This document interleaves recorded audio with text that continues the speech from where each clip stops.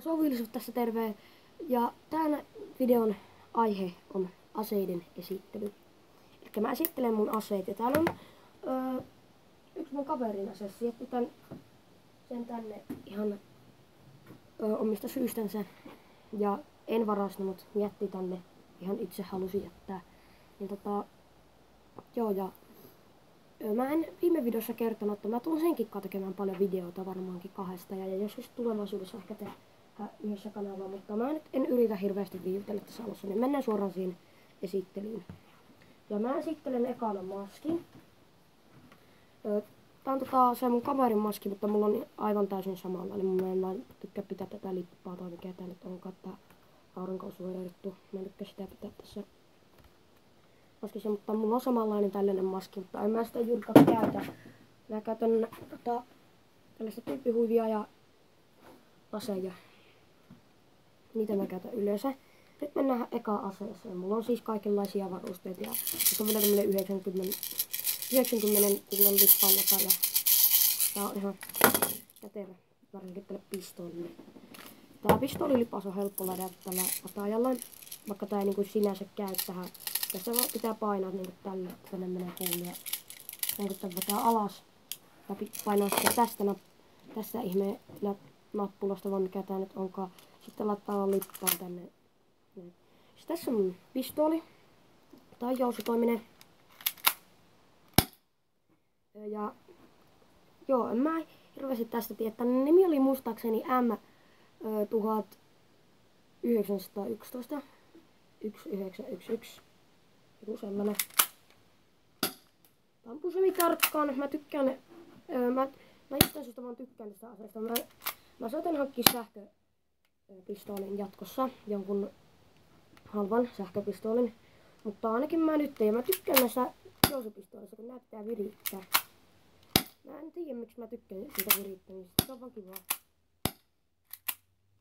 Ja juuri kaikki jousiaseet pitää virittää. Kaikki jousiaseet pitää virittää. Niin mä tykkään jousiaseista paljon. Jousi- ja sähköaseet on mun lemppareita. Tässä on se mun pistooli. Mä käytän tätä pistoolia. Pistoolia on pistoolina. Tää on todella tää on silleen se niin iso siihen tehoon verrattuna, koska ei tää ammu joku 70 metriä sekunnissa. 75 metriä sekunnissa ehkä. Tää pistooli, niin tää on aika iso siihen verrattuna. Mutta joo, mä olisin toivonut ehkä pikkusen pienempää pistoolia. Tässä niinku tämän verran pienempää ainakin. Ja anteeksi taustaääniä. Niin ainakin tämän verran pienempää, mutta kyllä se nyt tuokin kelpaa. Se on vähän vaikea vaan asetella kaikkea, kun ei mulla vielä sitä koteloa. Ja sitten siirrytään tällä hetkellä toisiksi halvimpaan aseeseen. Mä lataan tän ja sitten mä näytän. Ja täällä ladetaan aika simppelillä tavalla. Tämä ei simppelillä, vähän vaikea tapa, mutta täällä ladetaan. Mä laitan nyt vaan muutaman kuulon tänne. Eli kaadetaan kuulia sinne. Sitten laitetaan. Sitten nyt puolet meni lattialle, mutta ihan sama. Ja sitten tää jousi laitetaan tänne sisälle, että se painaa niitä kuulia. Sitten tää viritetään tälleen ja ammutaan. Tässä ei ole siis ulkoa säädettävä hoppia, vaan tää pitää sisältäpäin säätää varmastikin tässä. Mutta tää on just nyt hyvin säädetty. Ampuu semmoset ehkä 90 metriä sekunnissa. Tän aseen nimi oli toi M1100. Katkaistu pumppuhaulikko. Sitten siirrytään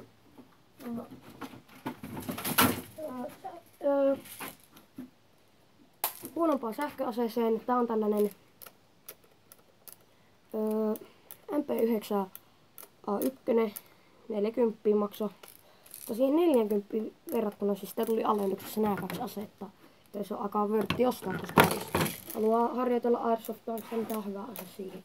Tässä on niinku tällainen toinen kahva, tai mä en muista tän nimeä, mikä se nyt oli silleen niinku tän nimi, mutta kuitenkin tätä pidetään niinku tälleen, perä on tässä ja sen takia mä pidän sitä tuubihuivia, koska maskin kanssa mä voin näyttää.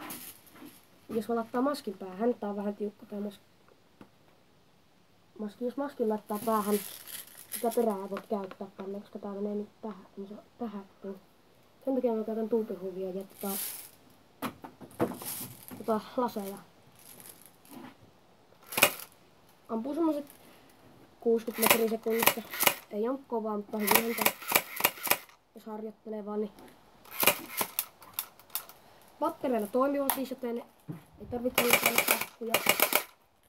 Sen edestä pitää kyllä niitä battereitakin ostaa. Akku on vähän parempi, ei mene niin paljon rahaa. Siis tällainen sarja tuli ja joo, tässä on taitettava tämmönen perä.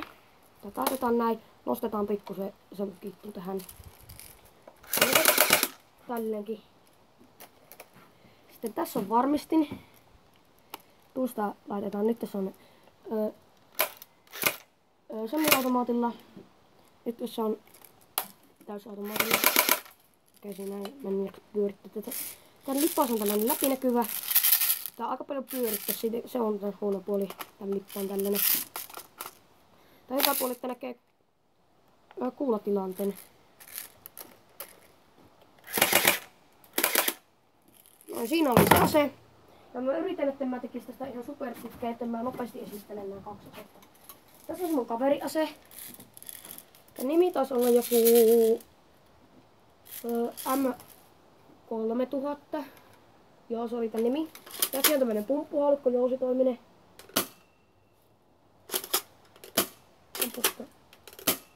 No.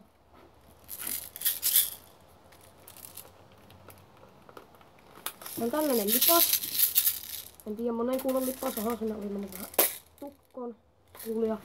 Noniin. Ampuu aika tarkkaan. Tässä on säädettävä hoppi tässä.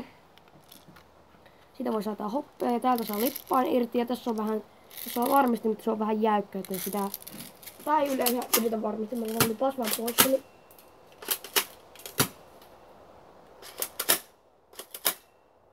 tällainen hieno jousihalkko. Ja siis tässä on teleskooppipyörä vielä.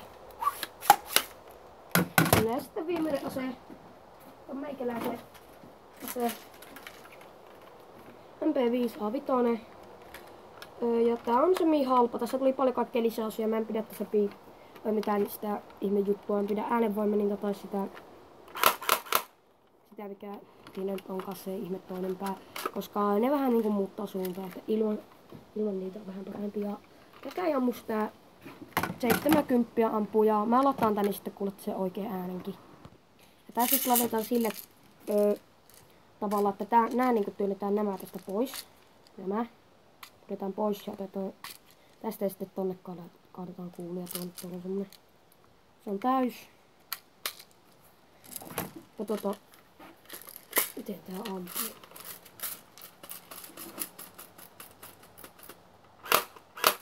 Nää vielä pitää pyörittää semmonen.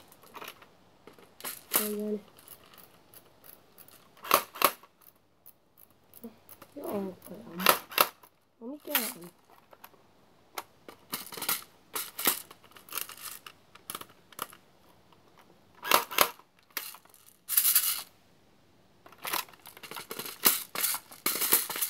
No se ei nyt varmaankaan ammu, koska ei syytä kuulia, kun täällä on vähän ongelma.